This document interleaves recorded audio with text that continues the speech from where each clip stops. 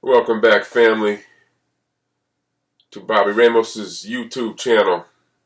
Today, I was going to talk about Cub Woods. A lot of people know him as Tiger Woods. I was going to talk about Cub Woods today, and this just came in that the great Hank Aaron passed away this morning. And he's a great man, great player. I mean, obviously. But I just wanted to give you a little bit of insight into what Hammerin' Hank was about. That was one of his nicknames, the Hammer, and Hammerin' Hank, number 44. As you can see, I have quite a few books about Hank Aaron up here. Matter of fact, that's why Reggie Jackson wore number 44. Jackson was a big fan of the Negro Leagues, and he loved Hank Aaron. So he wore 44, number 44, a tribute to Hammerin' Hank Aaron. I just mentioned the Negro Leagues, which is why I'm wearing my Negro Leagues shirt today. Hank Aaron, whose boyhood idol was Jackie Robinson, by the way, who also started in the Negro Leagues. And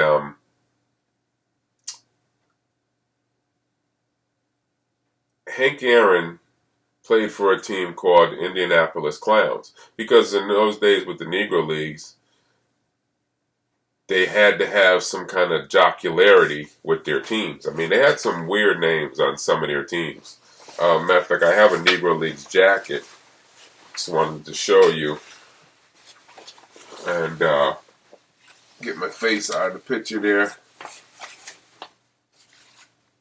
And you see, they had the New York Cubans, the Baltimore Black Sox, the Atlanta Black Crackers. Atlanta Black Crackers. They also had the Black Yankees. And as I told you, Hammerin' Hank played for the Indianapolis Clowns. I have to do a show on that one day soon. But anyway, that's who he started his career with before he got called to the major leagues, because of Jackie Robinson and opening the door. And we all know he was a great player. This guy was so great, and we'll get into the obvious. He was an all-star, 20 years. He was a 20-time all-star. Most players' careers average like 4 or 5 years. He was the best in the game for 20 years. And that's just simply amazing, starting out with the Milwaukee Braves and then the Atlanta Braves. But one of the most hallowed records in baseball, and trust me, I'm going to get into it in a little bit, he went into a lot because of it. He got into a lot because of it. As we all know, Mr. Baseball was Babe Ruth, the great Babe Ruth. And he had the all-time home run career record of 715 home runs. And Hank Aaron comes along, and he's approaching the record. I'll be doing something down the road.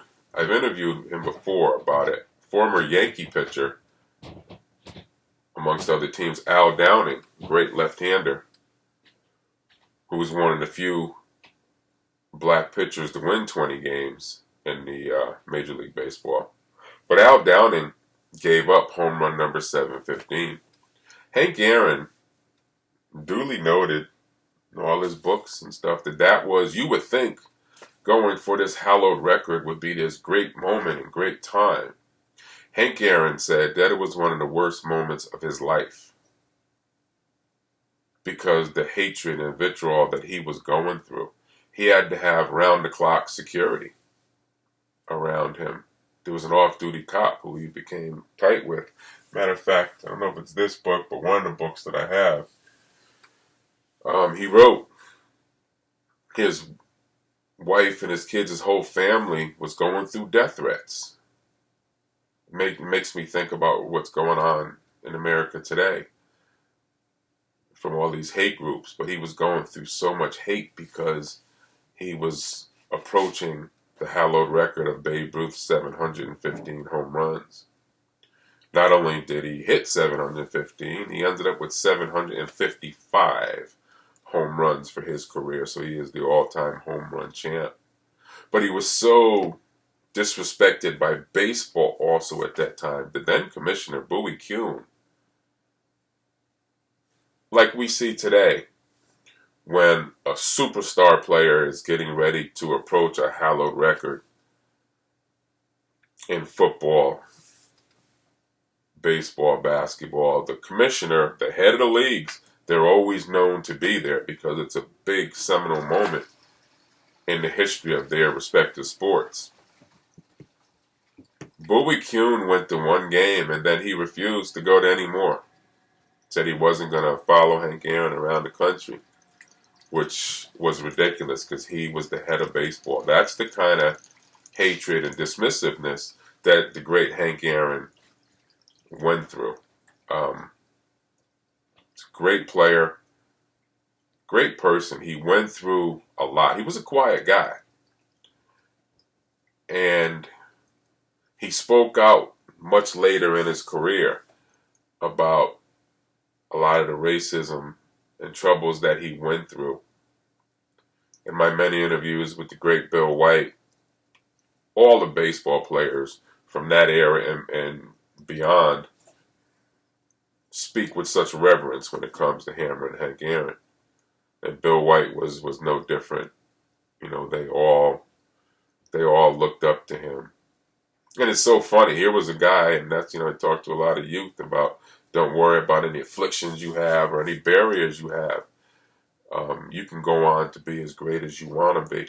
And for being the all-time home run hitter, right-hand hitter, like this, holding the bat like this, when he came up, he used to bat cross-handed, which meant he would bat like this with his left hand on top. Instead of like this with the right hand on top as a right-hander, he batted like this. And he was taught to switch. But he was also known for having one of the quickest swings, one of the quickest turn of the wrist to hit the ball. He always felt that part of that speed that he acquired was from all the years of batting the wrong way with his hands. When he did it the right way, it just opened him up and increased his speed even more. And that's for the baseball people. He's just known for having some of the quickest wrists in the game. Like Pete Rose used to say, it was just a flick of the wrist. On top of, the home runs is number one. But listen, he was a great fielder. He was a great fielder.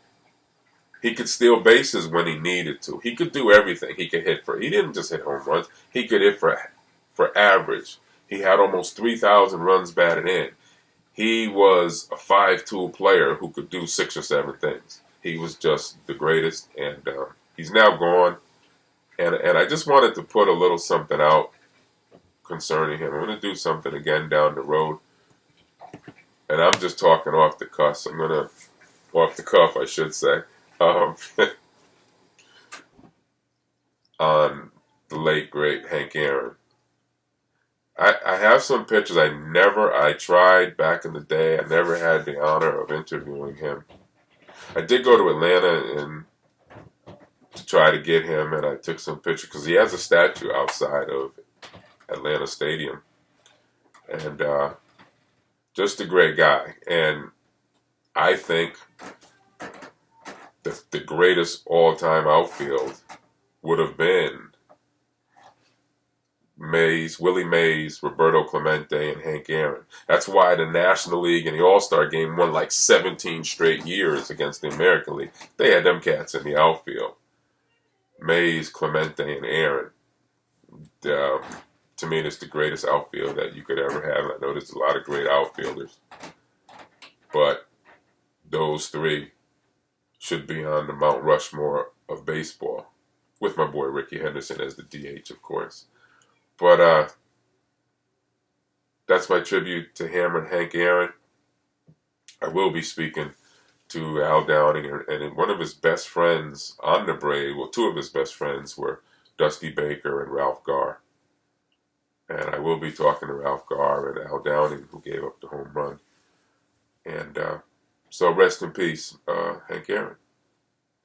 So rest in peace, Mr. Hank Aaron. Great ball player, great man who led a great life. Also, I wanted to add, he was also a great businessman. He had a lot of car dealerships in the South. So he was a great businessman as well. He did a lot of things business-wise. And he did join in with the civil rights movement later in his career. So once again, rest in peace to a great ball player, a great man, and just an all-around great person, Mr. Hank Aaron.